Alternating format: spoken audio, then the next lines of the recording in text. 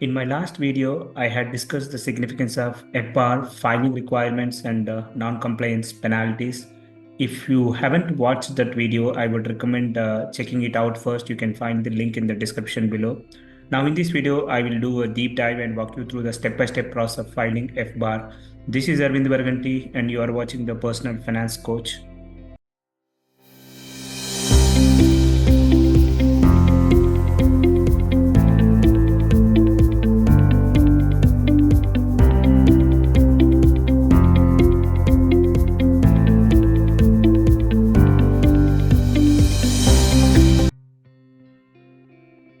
So the first step would be to prepare a spreadsheet which contains the details of all your overseas bank accounts along with the details like your account number, address, date on which you held the largest value in the financial year and the equivalent US dollar value. So these are all required while filing the FBAR. So this is a sample spreadsheet which I have prepared with some dummy values.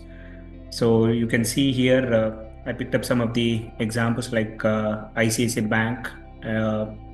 These two are say bank accounts, and this is a demat account or a securities account. So account number, the date on which the highest or the maximum value was held in those accounts, and obviously these accounts will be maintained in the non-USD currency. So first get those values in the non-USD and convert these non-USD numbers into USD using the exchange rate which is available from your trustee department or your IRS website. So again, I can mention the link for that in the description section. So you can use that exchange rate and convert your non-USD numbers into USD numbers. So in this example, I have taken examples of a bank located in India, and this is a bank which is located in Australia.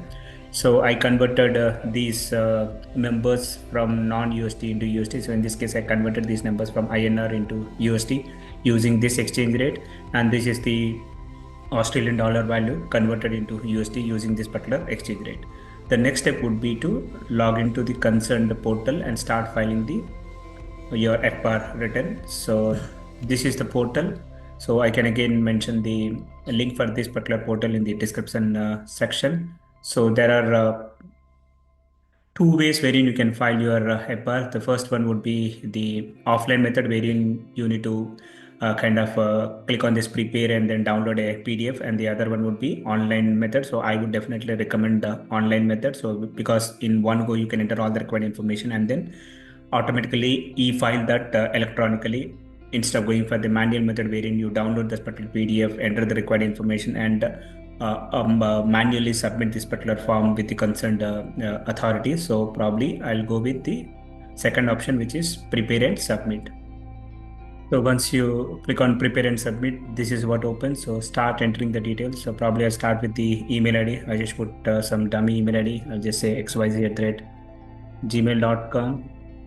Confirm email address xyz@gmail.com.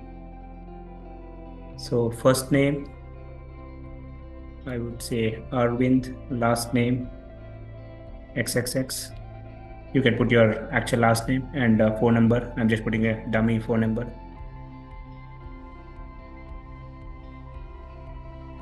And then click on start FBAR. So once you click on start FBAR, it takes you to the next page. Give a meaningful name to your file. So I would call it as FBAR_2024. And if you are filing this FBAR late, then you need to specify your late reason. So the filing date for financial year 2024 is April 15, 2025. And if you file your FBAR before April 15, 2025, you need not mention any late filing reason. And if you are filing after that, you need to specify the appropriate reason. Okay, so once you do that, do not sign this yet. So you need to go to the next page, and this is where you need to start entering your actual details. This report is for calendar year ended 12/31/2024. And if it is an amended return, so that means if you have already filed FBAR in the past and if you want to amend it, so check this checkbox, otherwise leave it blank. Type of the filer, it depends on your status. If you are an individual, select an individual. And if you are filing this for a partnership or a corporation, then accordingly select those choices. So I'm selecting individual.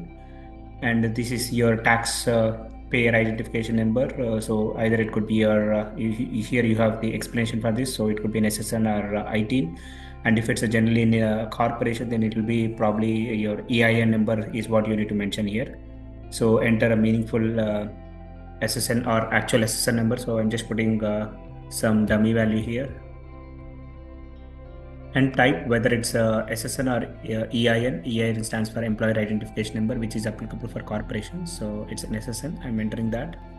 And this foreign identification, this might not be required. So I'm just leaving it blank. And your individual date of birth. And probably if it's a corporation, I'm assuming in the case of corporation, this should be the your corporation or LLC's date of incorporation. Last name if it's an individual, and otherwise if it's an organization, then organization's name. And then again the last name, and then middle name if there is any, and then the actual address, your residential address, city, state, zip code. So remember within US, if you want to enter a state, so you can see as soon as you go to state, it is blank. It says select country or region before selecting state. So first I select United States, and then only your state drop down populate some values. So you can now select the concerned state. So probably I'm just selecting some state, and then enter your zip code as well. And does the filer have financial interest in 25 or more financial accounts? If it is yes, then just specify yes and then enter the number of accounts. And it also says that if SC check do not complete part 2 or part 3 but retain records of this information. And does the filer have signature authority over but no financial interest in 25 or more financial accounts? If so, again check the checkbox and enter the number. And again, there is a difference between owning a financial account and having a signature authority. Generally, if you own a financial account, then you have the signature authority. So if you own a financial account, that is like if your financial account is in your name, then this will be applicable. But there could be some cases wherein you are not owning the financial account, so somebody else is owning the financial account, but you have the signature authority. So if you have that, even that particular account also needs to be mentioned in this FBAR. And once you keep your cursor here, so there is a clear explanation, so you can read this explanation depending on your situation. So I do not have more than 50 to 25 accounts, so I'm just unchecking those checkboxes. And then again under part 2, again there are different sections. So here you can see information on financial accounts owned separately. If you are owning a financial account separately, not with your spouse, okay, then start entering those details. So that's the first section within part 2. And then part 3 says information on financial accounts owned jointly. If you are owning a financial accounts with, say, your spouse, then that information should be mentioned here. So all your account information plus the joint owner, that is your spouse information here. And information on financial accounts where filer has a signature authority but no financial interest in the account. So probably you have the signature authority, but you do not own that particular financial account. So in that case, you still need to provide those bank account details, and you should also mention the actual owner of that particular financial account. And the last section is information on financial accounts where filer is filing a consolidated report. If he is filing a consolidated report, that information should be mentioned here. And if you observe for each of the section, so let me go to the part, okay. So it says one of one. So that means if you have more than one such bank account which falls under this particular category, then click on plus. So once you click on plus, another record gets created. Again, click on plus, another record gets created, and so on. So in our current example, I have roughly 4 accounts, right? So in my spreadsheet, there are 4 accounts. So yes, so there are 4 accounts. So I should be having 4 records. So let me start with the first one. Okay, so maximum account value. So if I go to my spreadsheet, the maximum account value is 8,963. 8,963. And what type of account? It's a bank account. And what is the name of the bank? ICICI Bank. And account number, so whatever you have captured in your spreadsheet. So mention that account number and address of that particular branch, address, city, your postal code, and the country. Remember, again, this is India. So if I select India, state will not be populated. Pretty much what I have seen is state will not be populated for any countries other than US. So obviously, we are filing our foreign bank account. So in all our records, so the country will be non-US. So you can leave state as blank, but you need to mention the other details. And this is for one of one. That's my first account. And for my second account, again, it is still with a ICICI Bank, but it's a different account, NRE account. And my maximum balance is 1,195 USD. And type of account, it's a bank account. Again, mention same ICICI Bank, and then again mention the address. Again, mention all your state, country, etc. And third one is it's with ICICI, but it's a demat account or a securities account. And what was the value? So the value is 5,981. Type of the account, securities. So I would call it as ICICI Securities. Mention the concerned account number, again address and etc.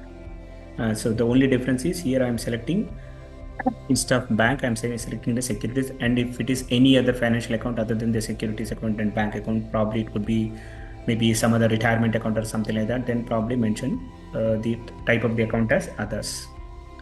And let me complete the last one, which is CBA, which is Commonwealth Bank of Australia. So it's a bank account located in Australia. Let's assume I have bank accounts in India as well as bank accounts in Australia. So I want to add one more. So just click on place. So my Australian bank account has a maximum balance of 1,649 US dollars. Type of account, bank, CBA, Commonwealth Bank of Australia. Specify the concerned numbers, and then I'll be selecting the country as Australia.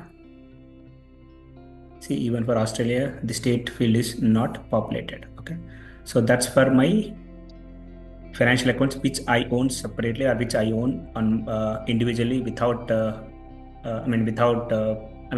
those are not my joint accounts. So if you are owning account jointly with your spouse or for somebody else, then you need to mention those accounts along with the joint owner details as well. Okay, and once this is done,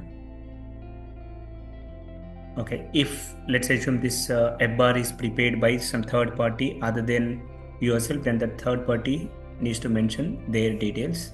And once this is information is entered, click on back to home and click on sign the form. So when you click on sign form, it is going to check all the validations. So now in most of the cases, I did not mention my birth year, birth month, birth date, zip code. I did not mention a lot of details. So it is going to perform all those validations. Once all the validations are all the validations are checked properly, and once you ensure that all the required fields are entered, click on the sign form. And once you click on sign form, you can click on submit button. As soon as you click on submit button, your information is electronically transferred to concerned US Treasury Department, and you get an auto-generated email saying that your FBAR has been accepted. And next day, you will get an email from your, again, same Department of Treasury saying that your FBAR has been acknowledged, and you will also be given some kind of a unique auto-generated number. So that's the last step. Thank you. Thanks for watching my video. For interesting videos on your financial topics, please subscribe to my channel. Thank you.